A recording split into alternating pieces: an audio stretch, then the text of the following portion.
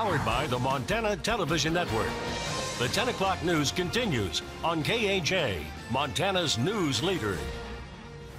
The highest-ranking U.S. military officer offered up a modified timeline today of the deadly attack on troops in Niger. 4 U.S. soldiers died in the attack and many questions remain unanswered. Mola Lenghi has the latest from Washington. The U.S. task force that came under fire in Niger this month faced an onslaught of small arms, rocket-propelled grenades, and machine gun fire for nearly 2 hours, according to the chairman of the Joint Chiefs of Staff, General Joseph Dunford. That unit thought they could handle the situation without additional support. In fact, they waited an hour after the attack began before requesting backup, and it took French aircraft another hour to arrive, lengthening the initially reported time that U.S. troops alone faced militants linked to ISIS and al-Qaeda. The firefight left soldiers Brian Black, Dustin Wright, and Jeremiah Johnson dead. A 4th soldier, LaDavid Johnson, was alone and presumably alive a mile away, and General Dunford says he still does not know why Johnson was there. And once we found out that Sergeant Johnson was missing, we brought the full weight of the U.S. government to bear in trying to try to recover his body. That took 2 more days. President Trump has faced criticism for not mentioning the 4 U.S. soldiers' deaths sooner, and for what he said in a condolence call he made to the pregnant widow of Sergeant Johnson. Johnson's widow told ABC News the military has not told her where her husband's body was found or why she was not allowed to open his casket. I don't know what's in that box. It could be empty for all I know. There are times when we make a suggestion to the family that they may not want to review the remains.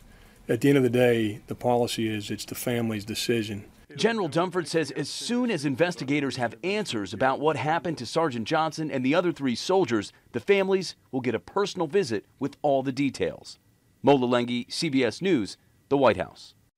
And there will be a full Senate Armed Services Committee briefing on the Niger attack on Thursday.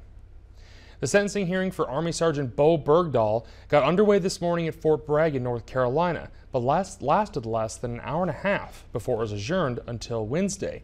Bergdahl, who admitted deserting his unit before being captured by the Taliban in 2009, faces possible life in prison. Last week, Bergdahl pleaded guilty to desertion and misbehavior before the enemy. Bergdahl says he was tortured during the 5 years he was held hostage and had intended to walk to another U.S. base to complain about problems in his unit.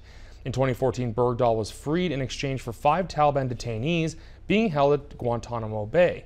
The prisoner swap later emerged as an issue during the race for the White House.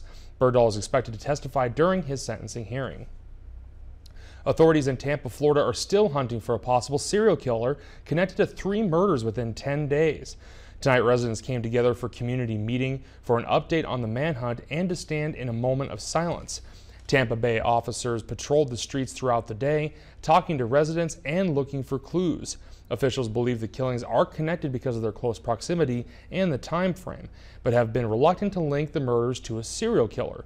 So far, all police have a surveillance video of a man in the area the night of the first murder and believe he may have information, but they are stopping short of calling him a suspect. And coming up, the Grizz are refreshed and ready for their next opponent after their bye week. And in Health Watch, could a psychedelic drug popular in the 60s help treat patients with clinical depression who haven't had success with counseling or antidepressants? A look at the magic behind magic mushrooms when we come back.